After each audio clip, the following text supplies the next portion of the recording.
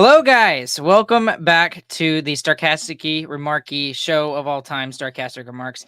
Along with James and Chris, my name is Ryan. We are the official Dallas Stars podcast of THPN. Thank you to Manscaped, BetterHelp, and DraftKings Sportsbook for being our sponsors, as always, of this episode. We're finally in the next month. We're getting into August. It feels like we're getting closer to NHL hockey. We got lots of exciting things to talk about. I thought we were gonna be able to get through this in the last episode. Thank goodness we weren't able to. So now we can argue about this even longer, and we'll see how this takes us. Right? We were talking about this, and I'm like, that we could keep this pretty short. And Chris was like, no, we're gonna stretch this to an hour. So No, we'll see how it's this always goes. long. It's always long. We'll see how this goes. Anyway, any personal updates in y'all's just in y'all's lives that's going on right now? How are things going with y'all? I burned my hand making tacos. Yeah, actually, yeah. Show them real It's quick. I'm pretty gonna go full bad. screen this one time so people can actually see on YouTube. I don't know if you can see it right there. That's kind of yeah. You can He's tell. Making It's a carne- bubble already. Yeah, I did something similar like that when I used to work for Sonic back in the day when I was in high school. I was stupid and I was carrying this giant pan of burning 350-degree hot oil. Not the smartest thing in the world, and I burnt like my entire right arm. It sucked. Anyways, James, what are you up to? I mean, I didn't burn myself today, so That's a win. That is a win. Yep. Well, things are just kind of going for all three of us, I think, at this point in our lives. We got our jobs, we're just kind of going, and I think I'm finally starting to get acclimated back to the DFW area. The one thing I'm still not used to about this area is just the stinking humidity, James. I can't get used to it. Don't roll your eyes like that. Like, don't you dare talk about humidity to me. I lived in College Station and now Austin. Okay, that's a little different, but Tampa it's still bad here. It's still bad here. Yeah, James lived in Tampa. That's even worse than both of those places. Yeah, he did. He did for a year. That's true. I wouldn't say it's bad in DFW. I think you just live in the driest place on earth. You literally lived in a desert. I did. Well, not quite. We had shrubs. So that's a desert is like nothing. Okay. Anyways, we're sitting here arguing about this. We're gonna get into a split second Dallas Stars thing specific, and then we're just gonna open it up, and I will figure out how we're gonna do it from there, guys. I very briefly wanted to acknowledge and mention the interview that Brad Alberts did. It was about an 8-minute interview. I believe it was with the local ABC group. It might have been NBC. Yeah. I think it was might have been WFAA. And we got not a ton of extra detail about it, but we did get a lot of exciting things in the fact that they're talking about broadcasting preseason games, which makes a lot of sense. Because if you want your product to be really good right off the bat and for the first game of the season, you kind of want as many trial runs as possible. So what I'm hoping that means is that we get all of the preseason games, and then we can get to see like the guys that we don't normally get to see, like for example, Matthew Seminoff. Like there's something there to be said about players like that, and like Christian Kyrou, and there's other players that we don't really get to see down in the AHL very much. So we'll get to see those guys play. That's kind of exciting. Yep. The way he talked about it, it really did seem like we were going to get the majority, if not all of the preseason games. At the very least, I think it's going to be all the home games. So that'll be really nice. And I think it's really good to get as many practice runs in for their production team before we get to the regular season games. Like if a preseason game, there's technical issues, like we're not really going to care that much. But if it happens in the third period of game one in a tie game, we're going to be pretty upset, and I think rightfully so. But they're going to have a lot of chances to get it right beforehand, and I'm excited for them. It'll be cool. James, what are you expecting from the preseason games? Not from like the hockey perspective, but like the broadcast perspective. Obviously, we're going to still see Josh and Razor. But I mean, how different is this going to look? Is this literally just going to be it's literally just going to have Victory Plus instead of Bally Sports, or is this going to be completely different? What do you expect? It's probably going to be it's going to feel a lot more like a stream, I think, rather than actual like regular season games. It's probably going to be a lot less ads on preseason games. It's just going to be toned down a lot. The mood's going to be a lot more chill. People aren't going to be super stressed out about stuff. Just, I feel like it's going to be very similar to kind of the streams that we do a little bit. Yeah, and I think during when the regular season does start, we should expect the same production quality that we've gotten from Bally Sports. I mean, it's not too much to ask. They're switching to this, and it's supposed to be equal. So we should expect to see an equal product that we've seen in the past, if not a little bit better, maybe even. So, well, it does make me interested in the aspect, is this going to feel like a more laid back kind of broadcast with, just being on the internet versus, being on a television station? I mean, there is something to be said about that, because, Razor kind of fits that mold a little bit better than a lot of, like, you would see in the national broadcasting world. So, I mean, it is going to be really interesting to kind of get the vibe from Victory Plus, and whether it's going to be a little bit more laid back or if it's going to be about the same. I still think that you can have it be laid back and it still be professional. I mean, I truly, I believe that. I know some don't, but yeah, that's I just think my the main personal reason view. why it's not laid back now is because there's not much time for the commentators to get in what they want to during the games. I mean, that's always the biggest gripe of what Razor says about production nowadays, is he doesn't get any time to actually delve into anything. But I think it's going to be pretty similar. I mean, you got to remember, the Stars and Apparent Media Company, the company that's putting on the production for the Stars, they're expecting to make the same money that they got last year from Bally. So I think it's probably going to be the same ads. They're gonna put ads during the TV timeouts like they always have, and I think it's going to be really similar. And that brings up another point that I wanted to mention in that interview that Alberts did, and he said he doesn't really expect there to be a drop off in revenue this year from it, and that they've gotten certain financial guarantees from Apparent Media Company. So it really seems like APMC is kind of throwing their money where their mouth is, as well as the Stars are. I'm sure the Stars are taking a little bit of a risk here for sure, but so is the company putting on the show. So that's really cool to know that the Stars have a little bit of a safety net, and that the company that they're working for believes in it so strongly that they're willing to lose their own money. So they're going to work hard. They're going to have ads, and it's going to be, it makes it more likely to seem sustainable to me that both entities are going to be pushing in the same direction. Well, it makes me wonder, because I don't honestly believe that, to be honest with you, Chris. I don't think, I think they're going to lose some revenue. This is just a way that's never been done before. But what I think APMC probably has guaranteed them is that they will at least supplement the income for the first couple of years or so, because this is going to take some time to get to the levels that they're wanting and that they're expecting. Because I think they're making a decent amount of money off of the Bally Sports contract. I think it was like $20 or $25 million, something like that. I just don't see how they can get that right off the bat. Now, if they do, great.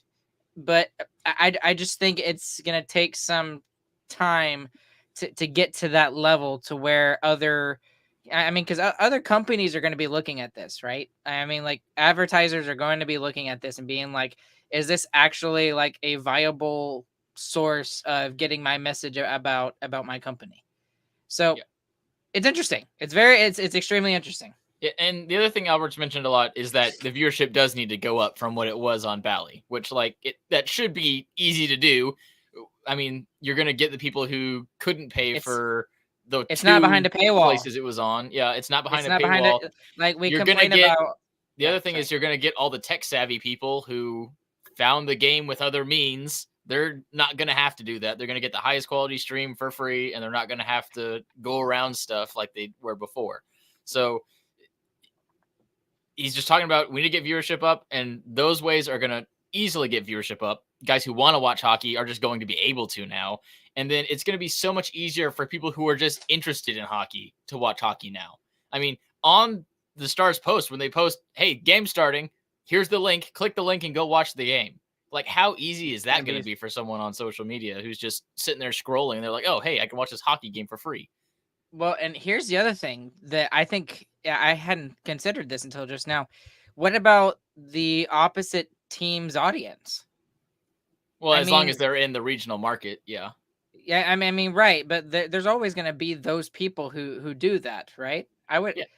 There could be other teams who, a Blackhawk fan and that lives in the DFW area now. I mean, I know there's probably not a ton like there are obviously in the Chicago area, but that still adds you go to the Stars game when the Blackhawks are here. There's always a lot of them. There's a lot of transplants from Chicago and Dallas. It looks like a freaking Christmas tree in the American Airlines Center when that happens. Also, the regional area is really big. 4 huge states. I mean, you could really get a lot of new Stars fans even with free sports. So I'm excited about it. I think it'll work. I'm a buyer. Yeah, even us like talking to people about hockey now, we can just be like, yeah, and you don't even have to pay to watch the games. Here, just watch the game tonight. It's free. Yeah, right. Yeah, it makes it so much easier to get someone interested in hockey. This is going to be extremely exciting. Like the more I've talked about this with Joey from Locked On Stars, I've talked about it with y'all. I've talked about it with just Stars fans and random group chats across social media. Everyone's excited about this, and as well as they should be. And one more thing, he also mentions like the big thing that's going to keep this alive is if viewership goes up, which it does have to go up for them to sustain this model, like you mentioned, Ryan. For them to get advertisers to pay more, there's going to have to be more eyes on it.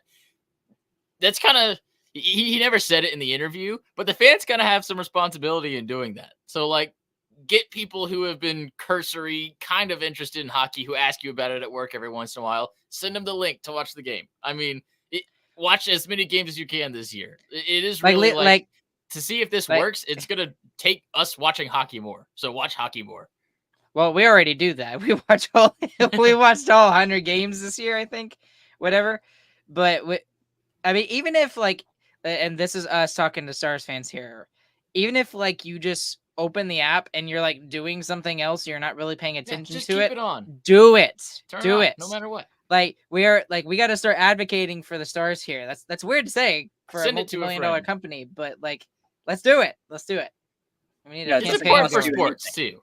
Yeah. Okay, let's move on because we're already 15 minutes in, and I'm already worried. Okay. Way too early NHL standings predictions.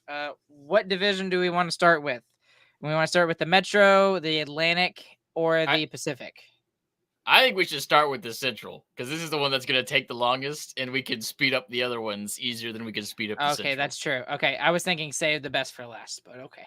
That makes some sense. Okay, so Central Division. Obviously, the teams in the Central Division. You have the Dallas Stars. You have the Colorado Avalanche, the Winnipeg Jets, Nashville Predators. You have also got the Minnesota Wild and the Chicago Blackhawks. Help me out. 2 more who am I not having? Utah Hockey Club and the St. Louis Blues. Utah Hockey Club and the St. Louis Blues. Lots of stuff going on there. How do we want to do this, gentlemen? Do we just want to go one person at a time and we just go 8 straight up to 1, or do we all do 8, all do 7? No, let's do a who cares style. Bottom to top, rotate. Okay. All right. So starting with number 8. James, you want to go first with your number 8 in the Central Division? Yeah, I'm gonna leave Chicago there. They're still in rebuild mode. I don't think it's very surprising. There's not much to talk about. I mean, a lot of people in the Central got better, and they kind of stayed the same, and they're already bad. So, yeah, they're 8th. Okay, Chris, who do you got? I'm gonna mix it up a little bit here. I'm saying it's St. Louis is gonna be number 8. They're gonna drop pretty far down. They had a pretty terrible offseason. I think Chicago, Arizona, and Minnesota all got better this offseason, and Minnesota especially played worse than I think their skill actually is. And I don't see St. Louis being good, especially after the offseason that they just had. So I'm saying St. Louis drops 3 spots and goes all the way down to the bottom. I'm going to be with James here with Chicago. I think they made some decent moves, and they got some guys to finally play with Connor Bedard. And also, a lot of people forget Taylor Hall is still there. He was just basically hurt all season. So I think they're going to get better, but I don't think they're going to be anywhere near the playoff spot. So they're number 8 for me. James, number 7. Who you got? I'm putting St. Louis in number 7. I think last year in my way too early predictions, I put them in 8th. So I was already kind of hot on them trending downwards. Maybe a little too hot because they actually had a decent season, even though they missed the playoffs. But yeah, like Chris said, they didn't really do much. And everyone else in the Central has just gotten that much better. And it's going to be a lot tougher. There's just a lot more competition. Chris, who you got? Yep. I really want. You know what? This is a harder one. Number 7's kind of hard. I'm a Stars fan, so I'm going to do it. I was between Chicago and Minnesota, but I'm going to put Minnesota at 7. I like Minnesota it. At 7. I don't think they got any better. Again, they didn't do much, kind of similar to St. Louis. I don't think they got any better. And we've talked about Minnesota for a while now, that they're just trying to duct tape together a team that can kind of make the playoffs, and then they're hoping that they get lucky or something to go deep. It's like the Stars had been in either the early years of Jim Nill or just before Jim Nill got here, is just find a way to get into the playoffs and get some more ticket revenue, is what it feels like. So yeah, they're just a middling team that didn't do anything. And unless Kaprizov, or is it Kaprizov, Kirill Kaprizov? Yeah. Unless Kaprizov has literally a Hart Trophy year, I don't think Minnesota can do anything. So I'm going to put them at 7. All right. For me, I think I'm probably going to put St. Louis there. I'm going to put St. Louis there. I'm with James on this one. You're copying me. Yeah, I am copying you. I'm sorry, but it just makes a little bit too much sense, just because they've got some guys who have not been. They didn't have great seasons last year, and I don't think they're going to be able to rely upon Jordan Kyrou and Robert Thomas to do everything for them. And yeah, I know they got some excellent goaltending last year, but I mean, it still didn't do them any good. So I'm going to put them at 7. That's where I have St. Louis. James, number 6. I have a feeling Ryan's number 6 is going to be the same as mine. My number 6 is going to be Minnesota. This is like one of their last years with their buyout penalties. So they're still going to struggle quite a bit this year. They're still have quite a bit less money than everyone else in the league. And they've just been barely holding on to anything over the past 2 or 3 years. And I still can't believe they made the playoffs that one year with all the buyout penalties they have. So I think it's finally starting to catch up to them, though. This is probably going to be their worst season yet from it. Yep. I'm going to do Chicago here. I'm having them moving up quite a bit. And I mentioned after the trade deadline happened, I really liked what they did with their offseason. They got some really solid quality players that can play with Connor Bedard and make him better, and I think make this team actually competitive as well. I mean, they had one of the worst seasons last year of any team, but I think this team it's a good hockey team now. I don't think it's a playoff team, but it is a solid NHL team that can win any given night. Who they gained? They got Mikheyev, Bertuzzi, Teravainen, Craig Smith. They got Patrick Maroon, TJ Brody, Alec Martinez, and Laurent Brossoit. Like, that is crazy. They got so many solid players. Like, you wouldn't call any of those guys world beaters, but those are solid guys that you would love to have in your middle six. So I like what they did, and they're all on short-term contracts too. So I think that all helps them move up a couple spots. Maybe they're flirting with a playoff spot at some point during the year, but if it happens, it's not gonna end that way. So fair enough.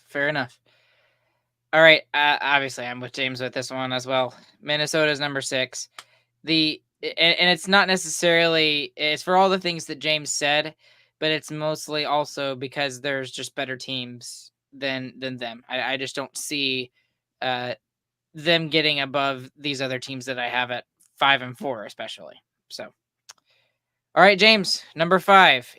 By the way, we should mention, do we think this team is going to make the playoffs? Because we could have 2 wild cards from this division. So, James, what's your number? I guess we can come back. Let's come back. We can do that later. We can come back to it after we do the Pacific Division, and then we'll go from there. So, James, who's your number 5? My number 5, I'm gonna put Winnipeg here. It's kind of a weird one to drop so low, but it really feels like they have to have the best season from their goaltender all the time, and they did this year. And in the playoffs, they exploded into a million pieces. So I think part of that is why I'm dropping them so low, but also I thought that they were going to drop lower last year as well. So yeah, I'm going to drop Winnipeg all the way down to 5. I think it's more fun this way too. James is fighting with fire. Dang. That is certainly more fun. And I did think about it. I thought about doing it, but I didn't quite do it. I'm putting the Utah Hockey Club, formerly known as the Coyotes. I'm going to put them at 5. They're jumping up a good bit of spots here. Again, they had a good offseason as well. And even really just the players that they have, they progressed so much as this season went along. I feel like they were a solid hockey team during portions of the year last year, and they still weren't expected to be a good team last year. So I think you come in with some higher expectations for this team, and a team that knows, hey, we actually can get in the playoffs with this roster that we have now. I think that can really help them. They get Sergachev, they get John Marino, Kevin Stenlund, I don't know who that is, and Ian Cole, I don't really know who that is, but some more solid guys who can play hockey, some NHL caliber players, which is really what they need. They need to get their AHL guys off the roster and get NHL guys on there. And I think it's a solid team that, I mean, last year they were in a playoff spot for certain periods of the time. If they can have those expectations and expect themselves to win, and being in a new city with a sold out barn every night is going to be crazy too. So I think that'll get them close, but I think they're still going to be out. They're going to be number 5. All right. That's kind of where I'm at as well, to be honest with you, Chris. This is where I finally deviate from James a little bit. Utah, honestly, I like what they've done. They are finally going to get out there, and I think they might push for a playoff spot. It really just depends on how the Pacific Division kind of worked itself out. But it's very obvious that this division is much better than the Pacific. Now, they might have some stronger teams in the Pacific Division, but as a whole, as a group, like the Utah Hockey Club, I could see making the playoffs this season. And I mean, one of the things I'm really excited to see is Mikhail Sergachev as like a number 1 defenseman there in Utah. So that's going to be extremely, extremely interesting to see. He's coming over from Tampa Bay. He's won some cups. Ian Cole was honestly a low-key, really good signing. They've got a tandem of goaltenders in Ingram, and I can't believe I forgot his name. Help me out. James, what's his name? It's not Blackwell, right? No. No, he's on a different team now. He used to be on the Coyotes. Connor Ingram. You're on your own. Oh my goodness, how did I forget his name? It's going to bug me until one of y'all tells me. But anyway, both of those guys have been low-key good for the Arizona Coyotes, now the Utah Hockey Club. So I think they'll be able to push for it. So they're my number 5. James, who you got making the playoffs? And I'm guessing number 4. I'm putting Utah in the number 4 spot. There it is. I think that their team's very solid. They're not like ridiculous or anything, but being in a new place, a new city where you know where you're going to play and you know the future of the franchise, like it's staying here in Utah. That's what it's down to. They don't have to worry about any stuff outside of playing hockey. And I think that's going to help a lot of them more than we're thinking. So yeah, I'm putting Utah all the way up in 4th. Chris, who you got at number 4? And fourth, I've got Winnipeg dropping all the way down to fourth. Almost dropped into fifth like James did. I was close. But I think they still got enough solid players on their team to hold a playoff spot, but just barely. You look at their offseason. I mean, this is one of the clear losers of the offseason. They lost Monahan, Toffoli, and Brendan Dillon. Yikes. I mean, you just lost 3 really high-quality players and didn't get any back. None. So it's looking rough for them. I think they outplayed their ability last year. I think Bones kind of can do that for teams at times. He plays a system that nobody else in the NHL plays, and when teams come into that, they're not used to it. They kind of screw up when they have to play against it, and I think that helps them with points during the regular season. And the skill on this team is not a 110-point team that it was last year. Even last year, it wasn't that good, but they still got there somehow. So I don't see it happening again. I think that'll average out, and they got worse. Both of those things together, I think, means they're going to drop a bit. I think they do still hold on to one of the last playoff spots, though. I'm going to agree with you here, Chris, with Winnipeg at number 4, with everything you just said. I mean, you mentioned Toffoli, you mentioned Monahan, you mentioned Dillon, but they also lost Nate Schmidt, who is a pretty decent veteran defenseman on that blue line. And they also lost their backup goalie, which that doesn't seem to be like a big deal, but it can be. I mean, we saw for the Stars this past year how good Wedgwood was when Jay Gottinger went down, and they lost Laurent Brossoit. So, and he left. So we'll have to wait and see how these Jets do. And then there's all that uncertainty about, people not going to the games. And I mean, they've only got a 15,000 seat arena. So that's 25% less than what the American Airlines can kind of put out there.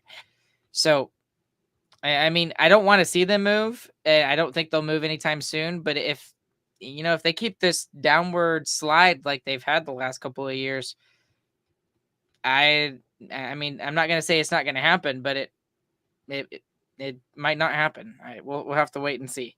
The Jets are never moving, Ryan. Okay, they did that once, and they put him right back. Can you imagine a team from Winnipeg ever leaving? I don't think that could happen. I don't think that's ever happened in the history of ever. that team was so bad that they moved twice. Anyways, for those of you that was a shot at the old. They moved to Arizona, and then they moved to Arizona to Utah. Okay. Anyways, James, who you got at number 3? I'm really curious for our top 3 here. My number 3rd spot, I'm going to put Nashville. Granted, I think Nashville could honestly, it could blow up in their face and they could have not a good year just because you're bringing in so many different variables.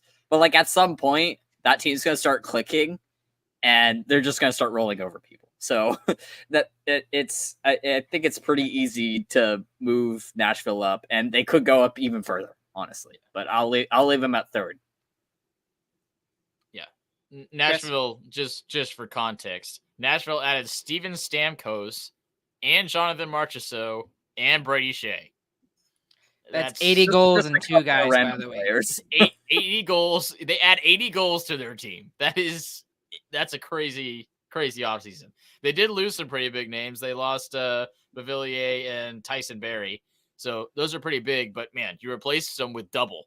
So that's not a bad offseason at all from Nashville. I think they did pretty good. My 3rd spot is going to be Colorado. I think they didn't get much better. I think Nichushkin being on the books and not playing is going to really hurt them. And even if he does go through the processes that he needs to and does come back, I mean, we all saw the locker room stuff that happened because of Nichushkin's actions that put him out of the playoffs.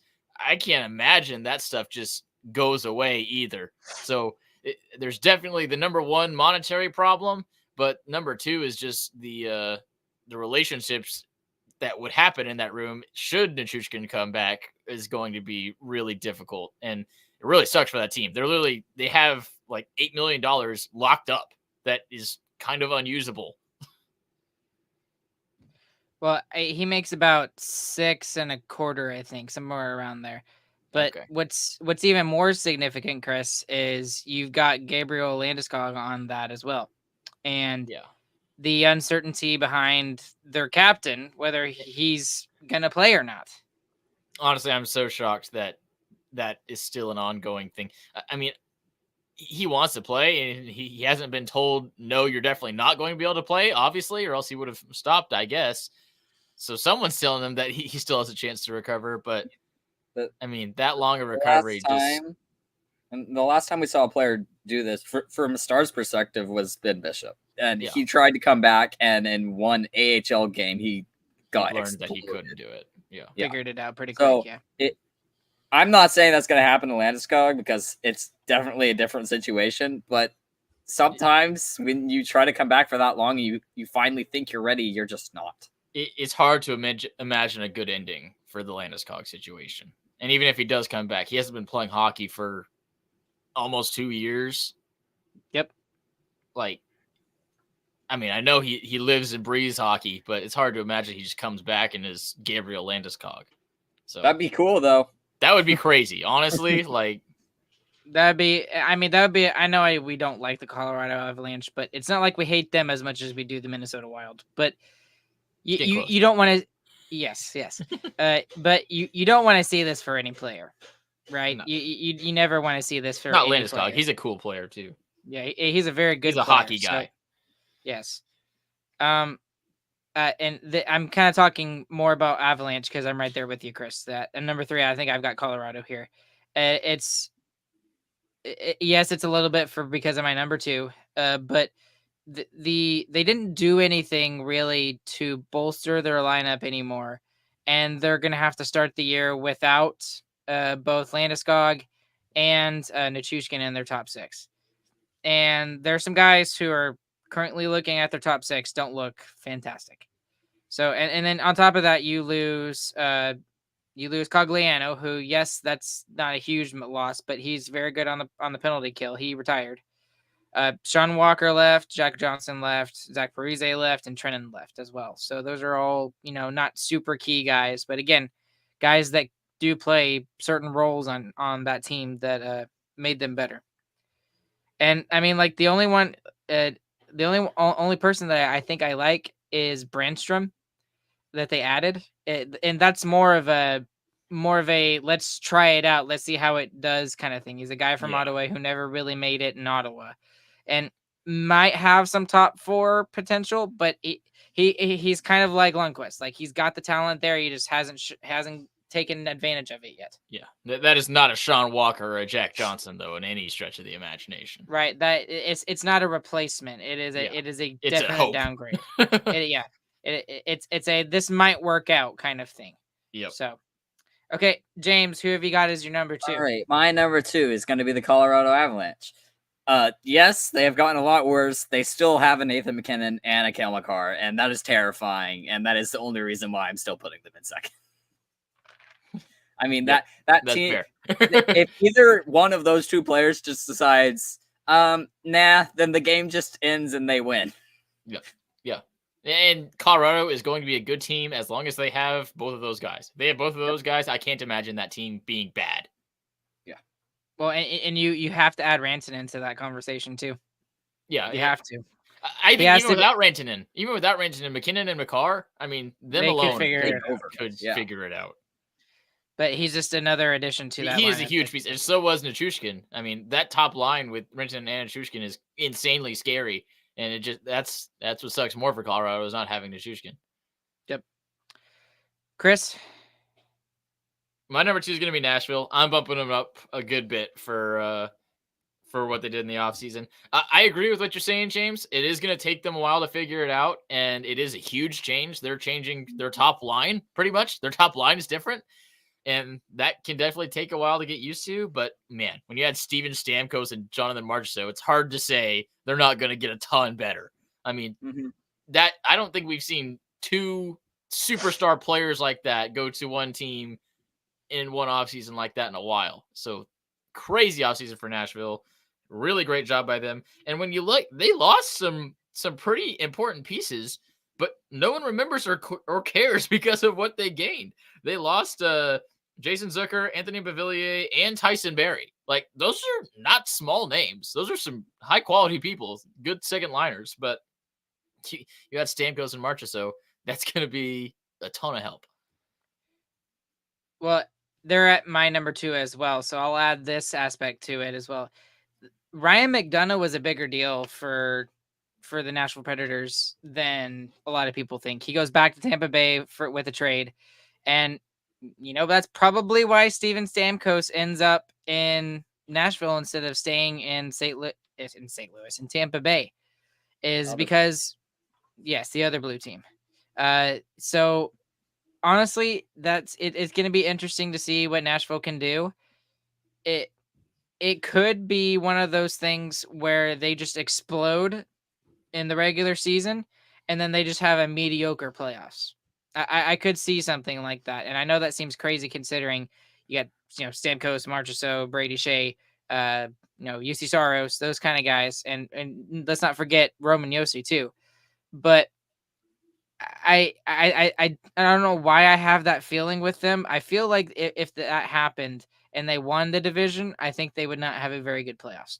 That's just me. I don't know why. I have nothing to back that up with. Yeah, I think their regular season is going to be a lot more important than pretty much any other team, because with them having a new top line, they're going to have to find an identity for this hockey team more than like the Dallas Stars are. The Dallas Stars know what their identity is. They're a deep team. They score up and down the lineup, and they hold on for dear life on the other end and hopefully get better at the trade deadline. But the Predators, it's going to be interesting to find out if they can develop a different kind of identity and see what this hockey team is going to be about, how they're going to win with these guys in their lineup. It's going to be really interesting to track these guys as the season goes on. I see where both of you guys are coming from with putting Nashville so high. I assume that's your second, Ryan. It's either your second or your first. No, but yes, Nashville. Yeah, I already said it. Nashville is my second. All right. But, both Marchessault and Stamkos are 33 years old. I mean, those are older players. You're getting to the point. You're getting to the point where you start to see some offensive drop off. I mean, there's reasons why both those players, their respective teams, decided not to re-sign them for those long-term contracts, because those start to become a risk later in players' careers. Later, yes, I'd agree. But right now, I still think they're superstars. I don't know if they're superstars. Well, I mean, so like, which one is it? So hold on. So when I think of superstars, I think like top 5, top 10. I wouldn't put either one of those guys in top 5, top 10. Like top 20. Sidney Crosby, definitely top Connor 20. McDavid. Sidney Crosby isn't top 5 now. Kucherov, huh? Sidney Crosby isn't top 5 now. No. I would still put him up there. I don't know. He's top 20 for sure. No, he's at least top 10. At least. He's probably top 10.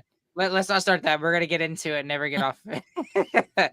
Okay. So obviously we're Stars homers. We have all got Dallas at number 1. Shocking. Let's make our argument as to why. Because for me, at least, I'll go first. I would almost argue with David Castillo in the fact that their defense got a little bit better compared to pre-Tanev. I think that's what I'm going. That's arguable, and I agree with him. I agree with him on that. So, and even at this point last year, they were still saying the same things about the Stars before they had Tanev, and that the Stars could win the Stanley Cup. I fully expect them to be another Stanley Cup contender this year. So I don't think if they fall out of first and they only get second or third, I'm not going to freak out and I'm not going to care. Again, we mentioned it last episode. I'm just worried about the playoffs, but I think they right now, way too early predictions. They win the division. Yeah. For me, it's the forward group didn't change. And that's the biggest strength of the Dallas Stars is forward depth. They can score with any line. Any of their lines can score. That's the scary part of the Dallas Stars. And I think that's going to get them through the regular season just fine. The interesting thing that's I think for me is going to be the biggest point of the regular season is how does this defense progress? Obviously, how does Lyubushkin and Dumba look? How do they play together?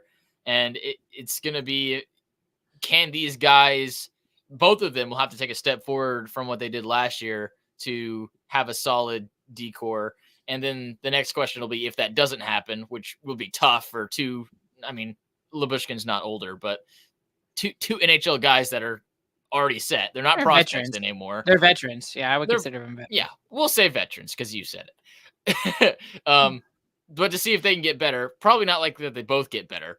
So then the next thing it'll be exactly like last year. Who can the Stars get at the trade deadline? How much is it going to cost? So that's going to be the interesting to keep track of this season. And yeah, top line or the forward group just has to do exactly what they did last season.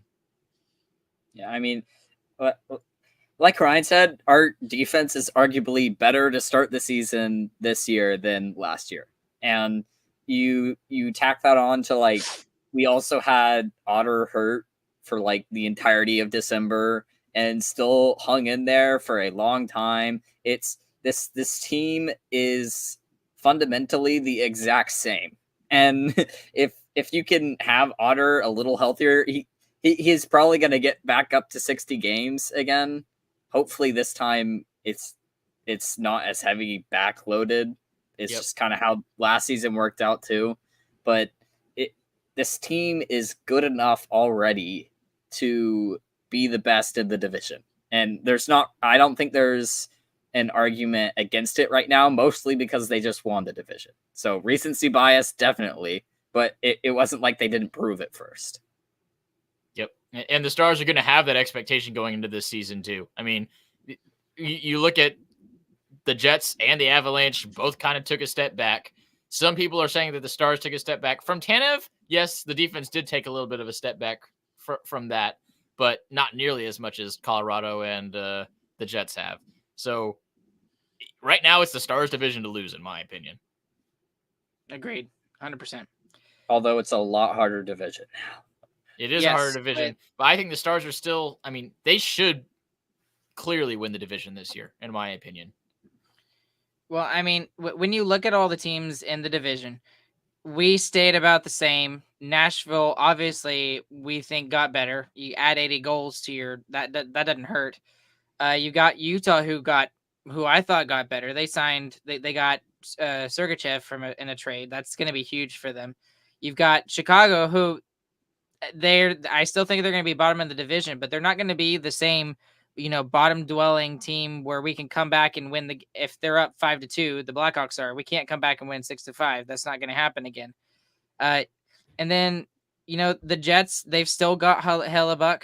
The Colorado Avalanche are about the same with the top tier level players still being there. They obviously lost some depth, but I mean, generally it's like it's kind of gotten scrunched a little bit. We talked about how it was like kind of top heavy last year with Colorado and Dallas.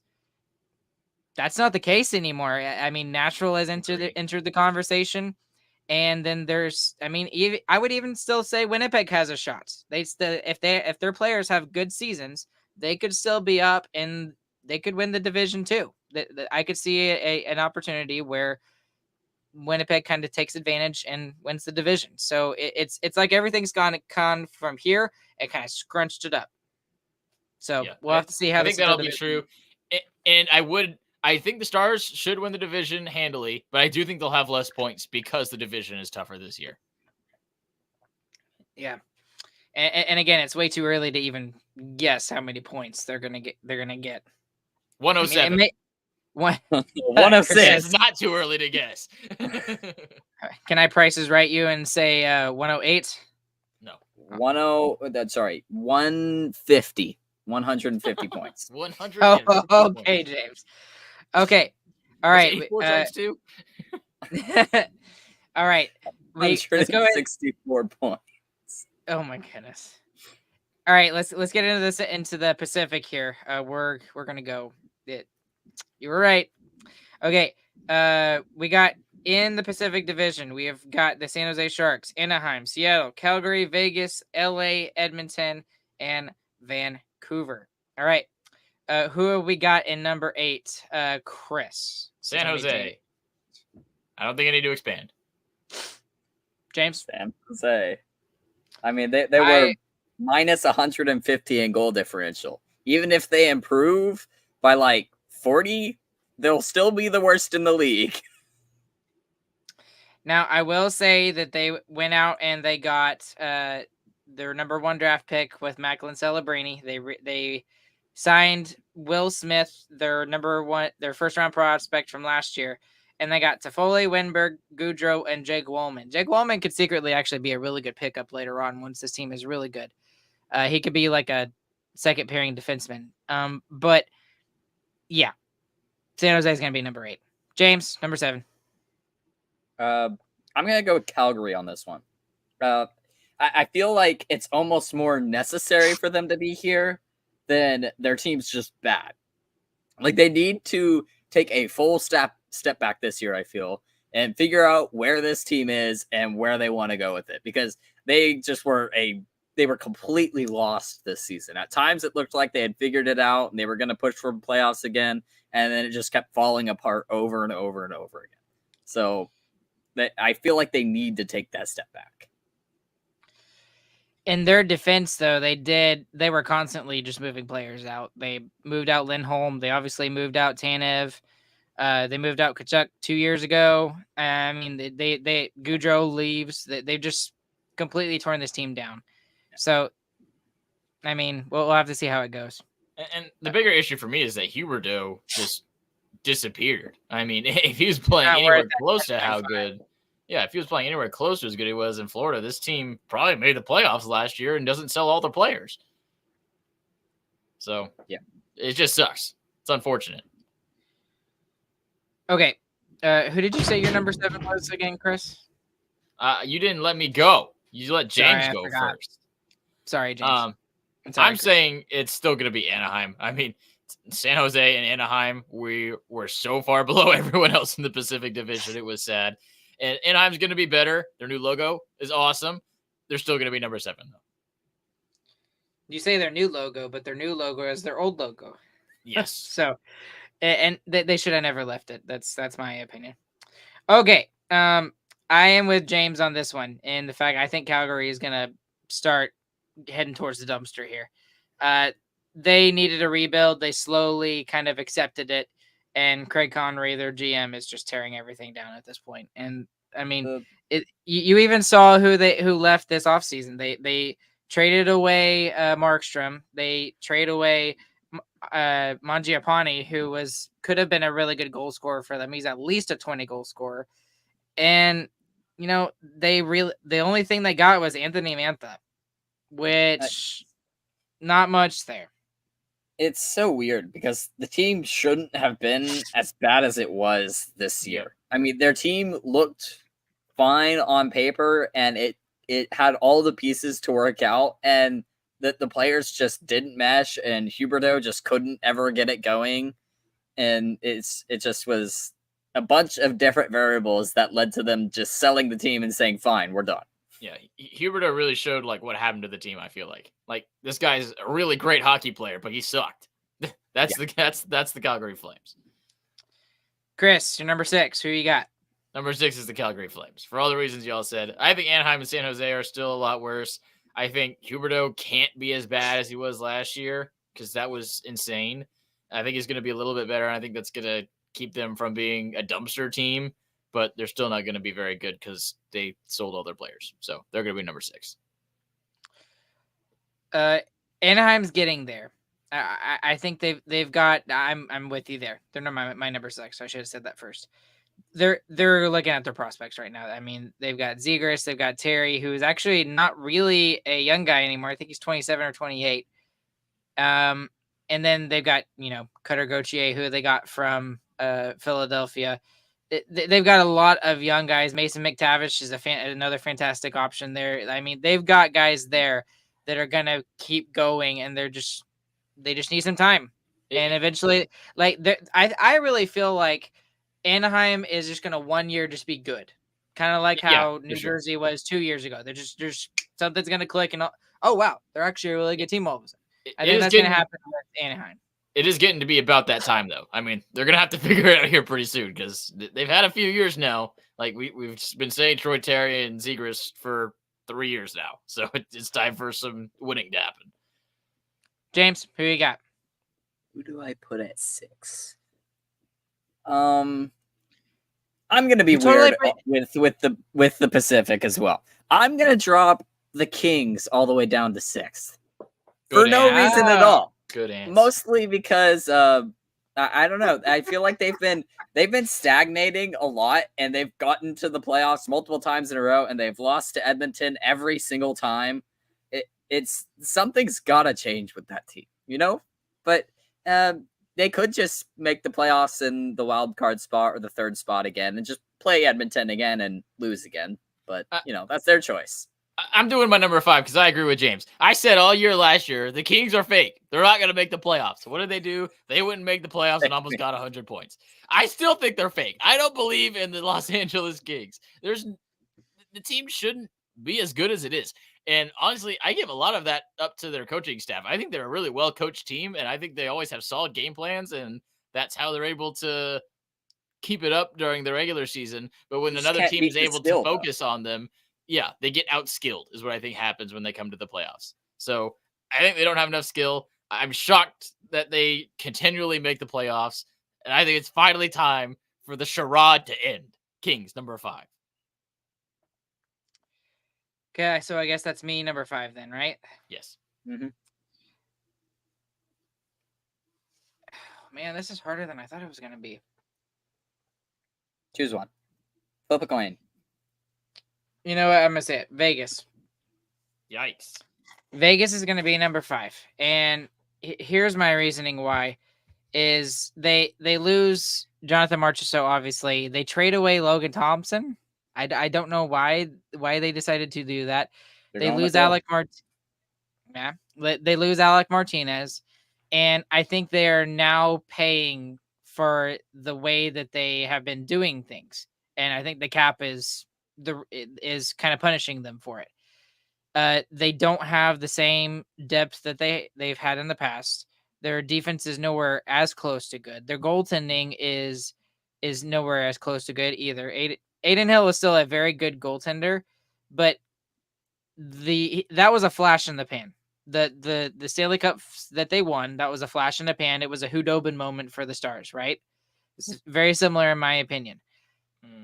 I don't see them making the playoffs. I don't. And it's because I feel a little bit bullish on some other teams that are above them. I don't see them beating these other teams. So Vegas is my number 5. I disagree with the flash in the pan thing. I think they've been good for 5 years now, and they've been good enough. No, not Vegas, not Vegas. Aiden Hill specifically, like Aiden Hill, the way that he played in the playoffs was a flash in the pan. He's still a good goalie. I would agree with you, except I've seen Aiden Hill's stat page, and it looks ridiculous. So if you haven't ever looked at it, go look at it, and that's the only reason why I disagree with that. What are we on? What am I on? I'm on 5 as well. I'm on 5 as well. I'm gonna put Anaheim at 5th. I think they had a really tough season. Two seasons back, they were in a playoff spot in December. And this year, they had a ton of injuries throughout the entire season. I mean, tons of different players were hurt, and it was just one after another. When one would go down, then the next person comes up, that person goes down as well. So I feel like their team is a lot better than what they showed this season, mostly from injuries. Sorry, audio listeners, I dropped my Frisbee and it hit the table. We have voice here, okay? I just need to put you in full so that people can see you spinning your Frisbee as you're like talking. Because I can see it. I can see it in studio, but nobody can see it. Okay. James, there was a lot of good points there, but I don't see it. I don't see it yet. I don't see it yet. Okay, Chris, number 4, who you got? I'm giving it to Seattle. I think they had a rough year last year. I think it was undue. I think the year before that showed the team that they could be. They probably stretched it a little further than they should have. Got a little bit lucky there, but I think it's a solid team now. They've got good enough players. Again, this is an expansion team, so obviously they're deep, and they can play to that again. And I think they can sneak into that wild card spot. So I'm giving the Kraken the 4 spot. I think they get into the playoffs. I am gonna jump on the bandwagon with you there. I think they are gonna be my 4th spot too. And it's mostly just because I think 2 years ago, I think they overachieved a little bit, and I think this year they kind of underachieved. I think they're kind of. I know that seems stupid analysis wise. That's easy to make that analysis of it, but because 2 years ago they were like one of the top 5-on-5 scoring teams, and then this year that everything just dropped off, and I think all of their players just did not have very good seasons compared to the year before where a bunch of them had career seasons, there was like Jared McCann. So there was a stretch for Seattle as well where they won like 7 to like there was a bunch of games in a row that they won, and it looked like they were going to try to push for the playoffs, and then it dropped off again. So they had an equally bad stretch afterwards. Yeah, the team is capable. Well, and looking at some of the additions and their subtractions here, I mean, they get Chandler Stevenson and they get Brandon Montour. Now, I hate the contracts. The contracts suck in my opinion, but Chandler Stevenson in a middle 6 role is absolutely kind of where you want him to be. I think they overpaid for him at $6.25 million. But we're looking at the roster and the way it's constructed. He is more than capable of being in that middle 6. Yeah. And then Brandon Montour. Every line is middle 6. I guess that's true. There's a lot of guys they have a really good top line, and then the bottom 3 lines are kind of all there. But and then even Brandon Montour, who just won the Stanley Cup with the Florida Panthers. I mean, you with both Stevenson and Montour, you've added 2 cups to your roster, and we always talk about it. Stanley Cup experience in the finals really truly does help. So I'm bullish on them over Vegas, and plus I hate Vegas. So screw Vegas. They can be 5th place and miss the playoffs. James, who you got? I'm on 4th place now, right? Yes, sir. Correct. So my 4th place is going to be Vegas. Wow. They're going to sit in the same spot. I feel like they really could end up missing the playoffs, even being the 4th into the division. I take it back. Sorry. Anyways, continue. Their team's going to rely a lot on Adin Hill, I think. I mean, he is exceptionally good. I think the flash in the pan thing is completely wrong, Ryan. But it comes down to him on most nights, and he could carry them all the way to the playoffs. But it's got to be him or no one. Their team is ridden with players who get injured, and a lot of their best players have just slowly had to leave. They've become casualties of the cap. It's what's happened. Yep. All right. Grace, number 3. My number 3 is going to be the Vegas Golden Knights. They do lose Marchessault, but this team is still really solid. Like James said, with Adin Hill, he's been fantastic his entire NHL career so far. He's one of the best goalies in the league. They still have a great top line as long as Mark Stone doesn't somehow get injured just before the trade deadline. As long as that doesn't happen, then I think they'll still be in a solid place to keep a divisional spot. I think they're going to be 3rd. It's still a really good hockey team. They still got some decent depth.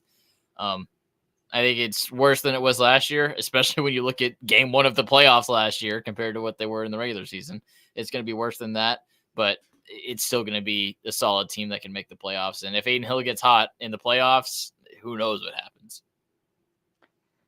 Okay, I'm going to go with my number 3 being the Los Angeles Kings. And I know a lot of people are going to kind of hate on them, obviously, for some of the moves that they did. It's me. I'm a lot of people. Yes, you're a lot of people, Chris. I still think that they're going to be able to make the playoffs. I do. I believe it. Darcy Kemper had a really bad season last year in Washington. I think he'll be able to bounce back. And I know they had a lot of players that they did lose, but they still have a lot of good key guys there that are going to be able to play key roles for their team. So with that, that's my number 3. And I could maybe even see them being number 4. I could see Seattle getting up in the top 3 and it not being an option that they don't make the playoffs. I thought I was bullish on Seattle. Y'all are way higher on them. The the Kings getting Kemper just solidifies further that I like them dropping really far. Because I was you said high on Kemper, and I Kemper was like, oh when my he goodness, I won the forgot about cup. Kemper. I mean, he won the cup, and I was still like, dude, that goaltender's just kind of like, eh. It's I not think that's terrible. the worst but goalie that's won a cup in the past 10 years. yeah, whatever.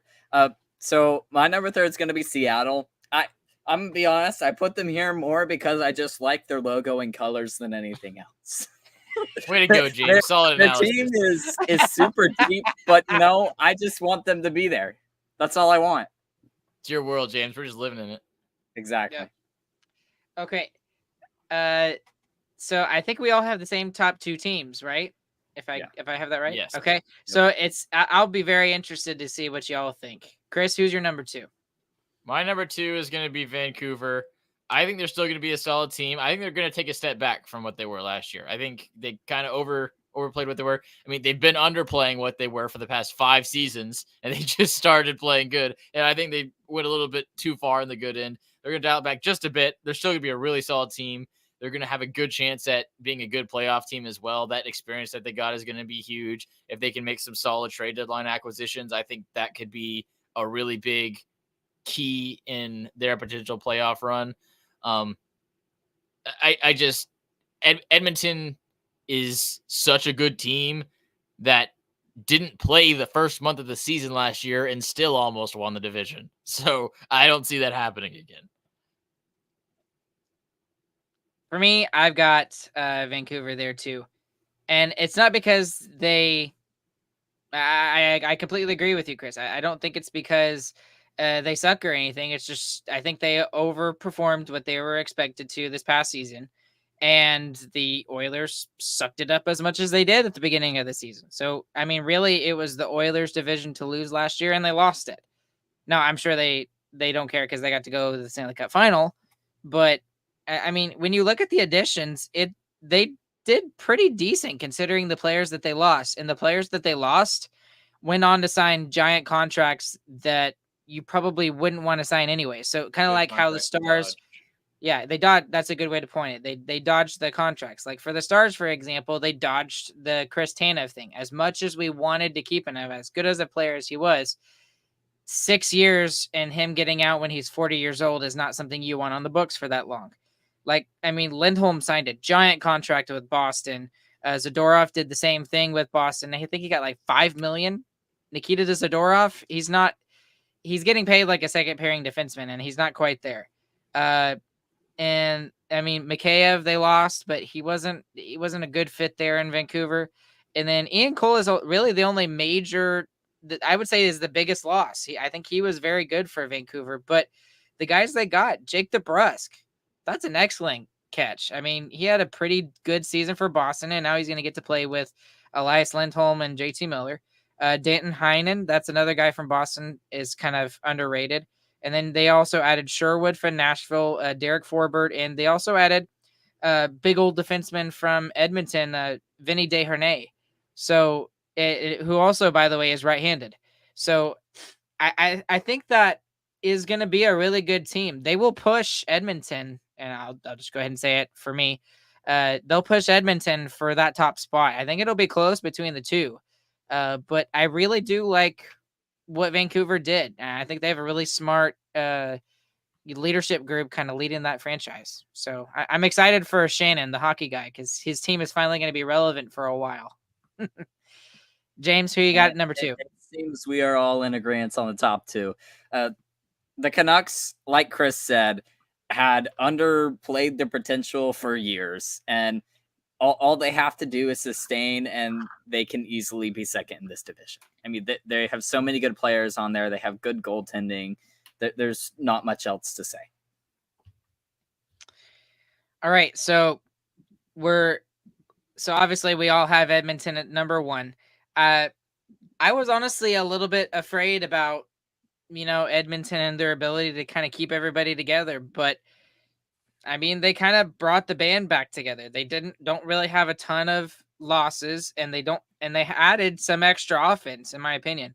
So the one thing they do lose Ryan McLeod, which I was kind of high on him. He's only 24, and I really like the way that he played. And then Warren Fogle kind of leaves the team obviously as well. But if you look at the guys they added, Victor Arvidsson, I mean, he had a off season with the Los Angeles Kings. Wasn't very good for them. He's had some injury issues in the past couple of years. So, but that's a guy who could go out and score 20 to 30 goals and maybe even 30 plus if he plays with McDavid or Draisaitl. And then Jeff Skinner. Jeff Skinner gets bought out by the Buffalo Sabres, and then he gets to go play with Connor McDavid and Leon Draisaitl. He's a goal scorer 100%. So I mean, he's got a prove it deal just like Duchesne did last year. 1 year, $3 million, and we'll see how he does. That's excellent. I mean, and they keep Adam Henrique from the Ducks. They're able to keep Matthias Janmark. They keep Connor Brown. And then their defense is better than we gave it credit for, right, guys? I mean, I'll eat my words on it. Yep. I thought we were going to beat them because their defense was not very good, and they proved to me, especially, that boy was I wrong. So I'd still argue that their defense wasn't great, just that their goaltender had a couple of really good games in there. And stole some. Yeah, I think they played great team defense throughout that third round. That's just. I think it was great compared to what our expectation of it was going to be, and I do think they got some great goaltending when they really needed it. I mean, those last 3 games for them, they had the best goaltending they got all playoffs. And that's really what this team is going to come down to in the playoffs next year too, is can their goaltending hold? And if it can, they very can, or they could, it should win the cup if their goaltending holds. I don't know where I was going with that sentence, but they're a good enough team to win. With matters, okay? Because like Chris said when he was talking about Vancouver, this team didn't play the first month of the season. Yeah. They touched the bottom of the standings. It was longer than that. They touched the bottom of the standings and almost won their division. Yeah, that's insane. That is, they almost broke the win streak record for the league ever. They were like 2 games away. No, they were. I'm pretty sure they were 2 games away from it. Okay, but I thought they were at least 1 game away. If not, they beat it. It doesn't matter. For the sake of the argument, it should not have been this close last year. Like Vancouver should not have won the division last year, but they did because they were really high at the beginning of the season, and then they played about 600 hockey throughout the rest of the season, which is still pretty good. And then which is what you kind of want to do. You don't want to do what Edmonton did and win all your games in the last half of the season. That is true. Okay, so we'll have to wait and see how these divisions go. We're going to cut it off right here because obviously we're going to be way too long. So we're just going to go straight. We'll do the Eastern Conference standing predictions in our next episode. We just keep kind of saving things for later. But I do still want to do the Who Cares segment for the evening because I'm really excited about this one. I think, Chris, was it your idea? No, it's from our Discord. Oh, okay, perfect. That's even better. Who is it from? Give him credit. So it was from Brooke. She suggested we do the top 3 Chick-fil-A sauce flavors, which if you don't know, Chick-fil-A has the best fast food sauces in the game. So we're doing top 3. I honestly can't. I can't think of another place that is even close. Yeah, like other places have really good sauce. Like Cane sauce, really good sauce. Great, do they but have it's one. 7 amazing sauces? No, they don't. Chick-fil-A, yes, they do. So we're ranking Chick-fil-A. Ryan, number 3. Can I give an honorable mention first? No. Yes. No? Okay. My show, yes. Overruled. I'll give it to buffalo sauce. I love their buffalo sauce. It's really like good. That honorable mention. It's hard to put it as my number 3 though, so I had to put it in there because it was very close. My number 3, and it's not going to be very popular, especially with y'all, but I really like Polynesian sauce. Great answer. That's my number 3 is Polynesian, very high quality sauce. It's really sweet, and I don't get it all the time. But if I don't get my number 1 or my number 2, it's definitely a very good backup for me. Yeah. So that's number 3, Polynesian. The one issue with Polynesian is a little overly sweet. I love the texture of it, how it's so sticky and syrupy. That's great. And that's probably why it's so sweet. They got to make it sweet to make it look like that. But if they could find a way to turn down that sweet a little bit, it'd be perfect. But sometimes, man, you just want some sugar chicken, as y'all all know, sugar chicken. And you can get that at Chick-fil-A with the Polynesian sauce. That's my number 3 as well. James, number 3. All right, so I'll be honest, I don't really like sauces that much. So I'm going to pick my sauces based off of the colors, and I'm doing my favorite colors, but I'm saying the sauces, all right? Okay. I'm so upset. So my number 3. Disappointment in Chris's eyes. It's real. It's going to be the sweet and spicy sriracha sauce. It's okay, green. That's a good one, though. That is a number good, 3. Decent number 3. I can't have a bad list. Okay, They're all Chick-fil-A sauce. Ryan, number 2. Well, hold on. Have you? I'll be very interested. I have not ever had it. Oh. Oh, it's so good. Chris I'm is so about angry. Not a sauce. He's so dude. mad. Ryan, number 2. My number 2, and again, it's not a popular one with me for a lot of people, but I really like it because it's a little bit more on the sour side, and it's the honey mustard sauce. I love the honey mustard sauce from Chick-fil-A. It's also kind of not the most popular sauce, so that's why it's my number 2 instead of my number 3. And I like it a lot better than like Sonic's honey mustard sauce. Like Sonic's honey mustard sauce is like extremely like sugary, and it tastes weird for honey mustard sauce. The honey mustard that you get from Chick-fil-A is the bomb. I love it. Have you had McDonald's honey mustard though? Ooh, that's I hard to haven't beat, actually. man. I like McDonald's buffalo sauce though. McDonald's got honey mustard and they have hot mustard. They got those down. They got them down, dude. So they have good. hot mustard. They have hot mustard. Everybody, listen. McDonald's has hot mustard. Go get it right now. Have to go listen. Everybody, go get it. This episode is not brought to you by McDonald's. This episode is brought to you by McDonald's hot mustard. James, okay. Second. All right. My number 2 is gonna be Polynesian sauce. It is Yay! perfect. That's my number 2. You ever had Polynesian sauce? I have not ever had Polynesian sauce. I hate you. I hate you so much. Not a sauce, dude. We've been over this. My number 2, and this might be shocking for all the people who, when I dare brought up say Chick-fil-A sauces, Don't do it. think that this isn't my favorite. How dare you, Chris? It's not my favorite. My number 2 is Chick-fil-A sauce. How dare you?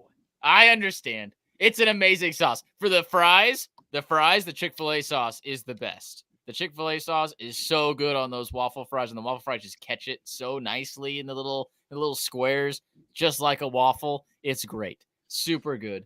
And this is also unique. You can't get this anywhere else. Like I said, you can compare honey mustards between McDonald's and Chick-fil-A. You can't compare a Chick-fil-A sauce. Chick-fil-A sauce is Chick-fil-A sauce, and that's the only sauce that tastes like it in the world.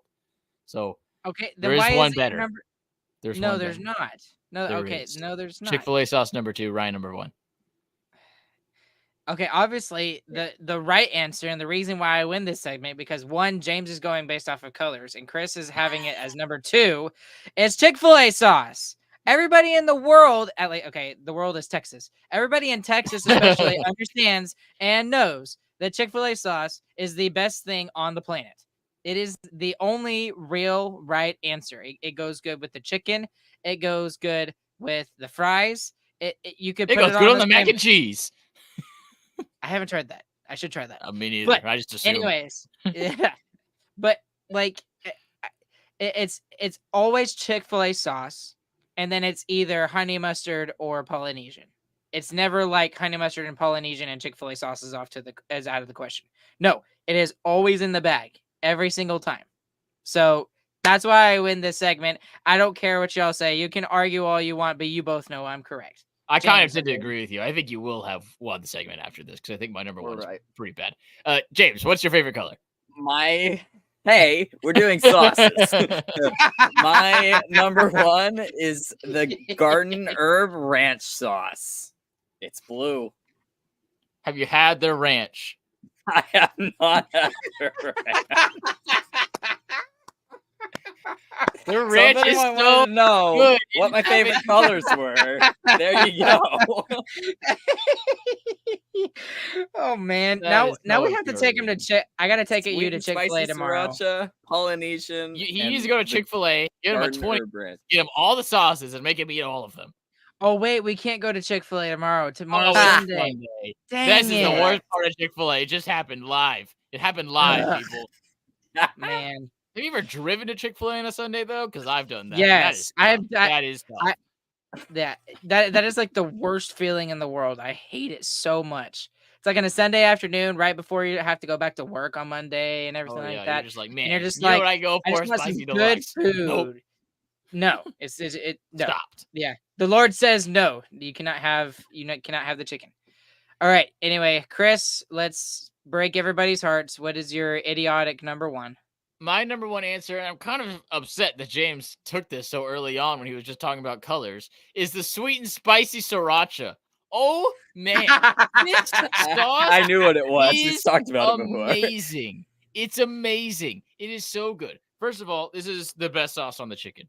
100% number one best sauce on the chicken. It gives it the perfect amount of sweetness. This is the sweetness that the Polynesian sauce needs on the sweet and spicy sriracha. That's the correct amount of sweetness. And it kicks the spiciness up to 11, and it gives it that little bit of Asian zing. As my Buffalo Wild Wings homies might know, a little bit of Asian zing. So that's delicious. And better yet, they sell this sauce in the bottle now. You can get a whole bottle of this stuff.